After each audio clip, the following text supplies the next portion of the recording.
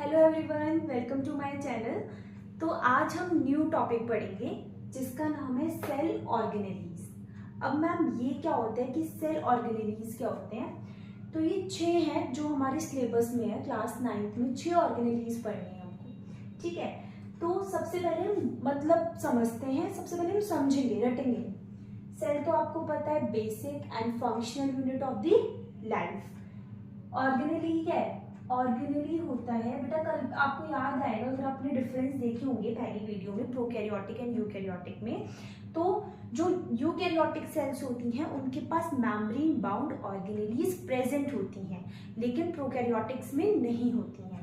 तो ऑर्गेनेलीज क्या होती हैं? Organelles are membrane bound structure. क्या होते हैं?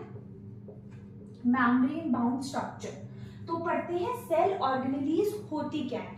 बेसिकली इसकी डेफिनेशन इतनी आती नहीं है, इनके जो 6 ऑर्गेनेली हैं उसके बारे में लिखने के लिए आता है, बट एक बार डेफिनेशन जान लेते हैं। Eukaryotic cells contain various membrane bound, मैंने बताया था ना मेम्ब्रेन बाउंड ऑर्गेनेलीज होते हैं इनके पास।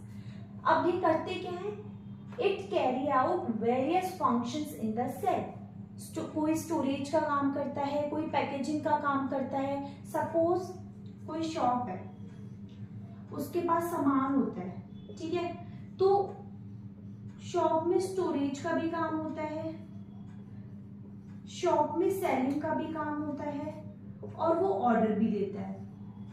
तो सेल का काम भी कुछ इस तरह से ही समझ लो कि जो सेल ऑर्गेनेलीज होते हैं वो पैकेज का भी काम करते हैं, पैकेजिंग का भी काम करते हैं, वो स्टोरेज का भी काम करते हैं, और वो वेरियस फंक्शंस भी करते हैं सेल में, ठीक है।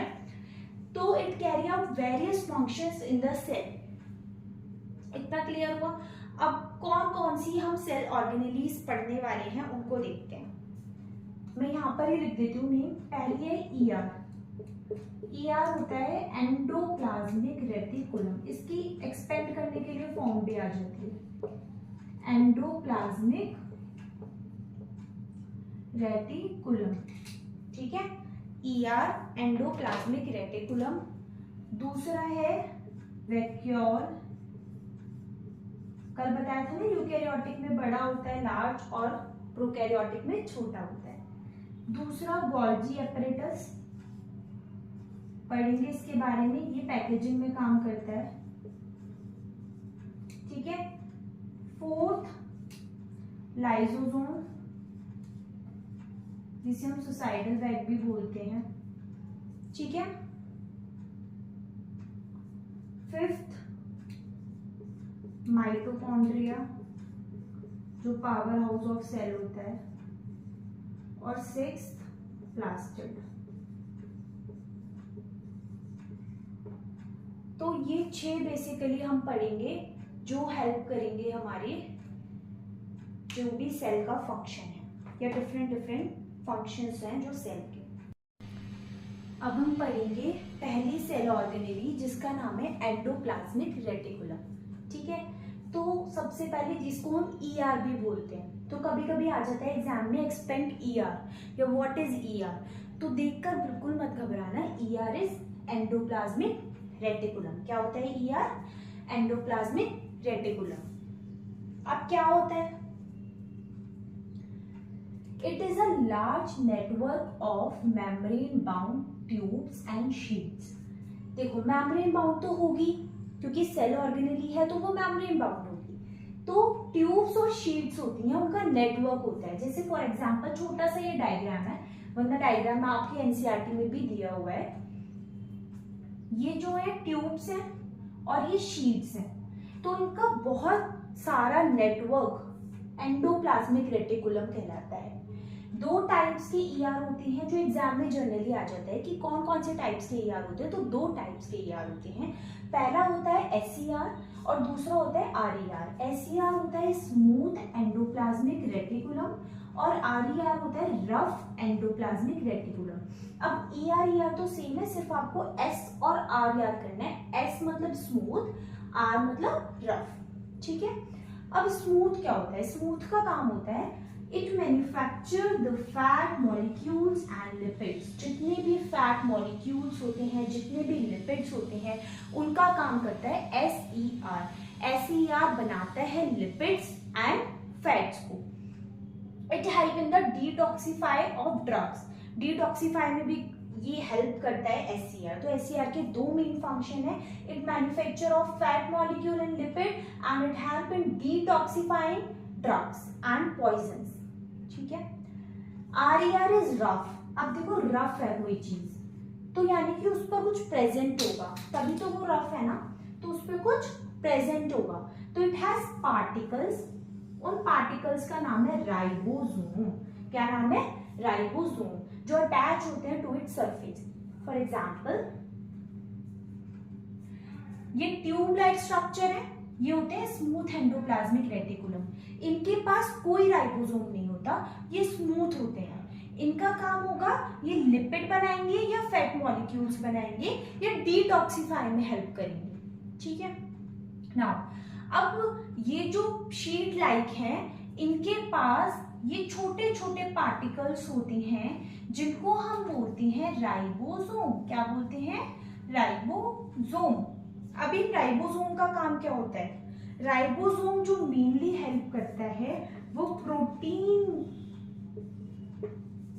प्रोटीन के मैन्युफैक्चर में काम करता है। ठीक है।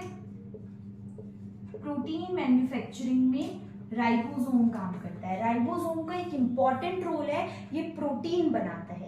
ठीक है। अब प्रोटीन हमारी बॉडी के लिए बहुत ही इंपॉर्टेंट होता है, तो वो क्या करता है कि वो सारी सेल्स में ट्रांसफर भी करता है। तो RER का बस काम है कि वो राइबोसोम होते हैं उस पर अटैच, इसलिए उसका रफ सरफेस होता है। क्वेश्चन आता है कि जो RER है वो रफ क्यों होता है? रफ इस वजह से होता है because it has particles called ribosome that is attached to its surface, इसलिए इसे RER बोला। SER क्योंकि उसके पास राइबोसोम नहीं है।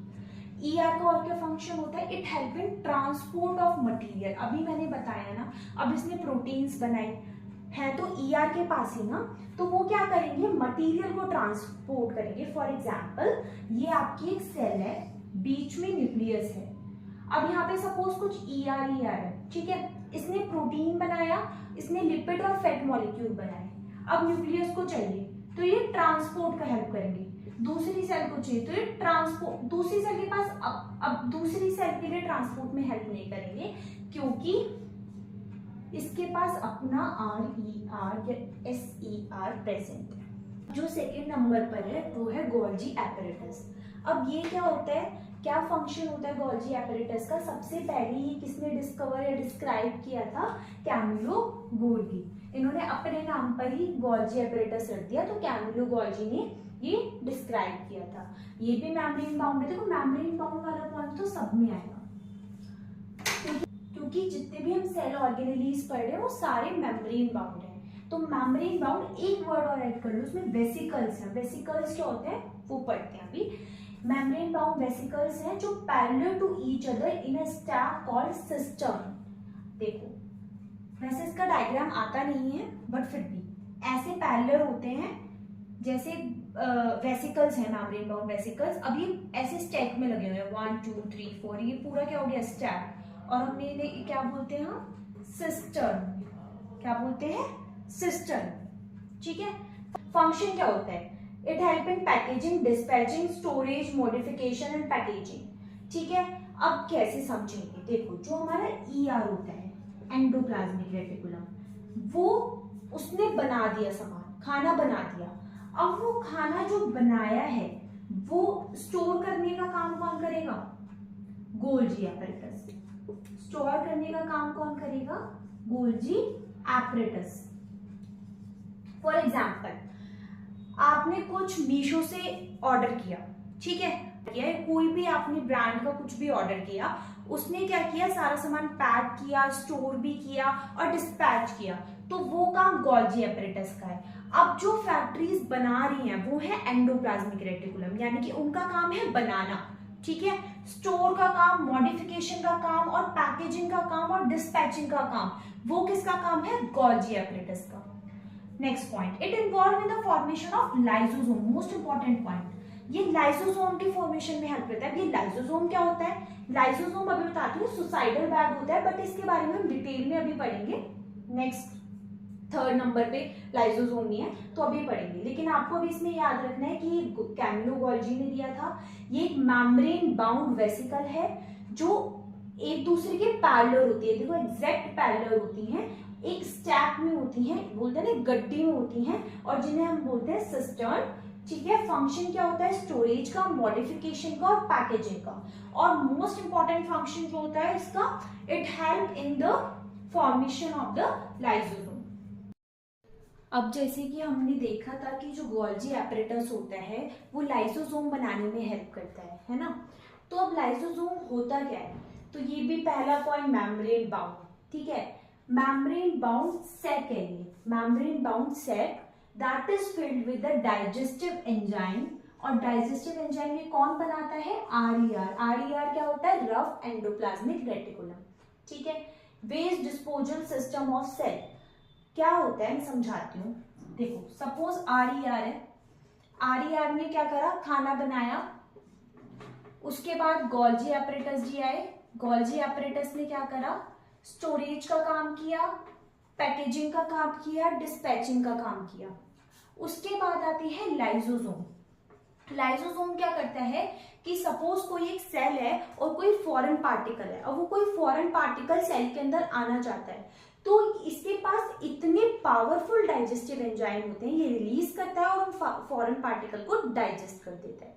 ठीक है, तो keep the cell clean by digesting foreign particle. तो ये हमेशा सेल को क्या रखता है? क्लीन रखता है। क्या रखता है? सेल को हमेशा क्लीन रखता है।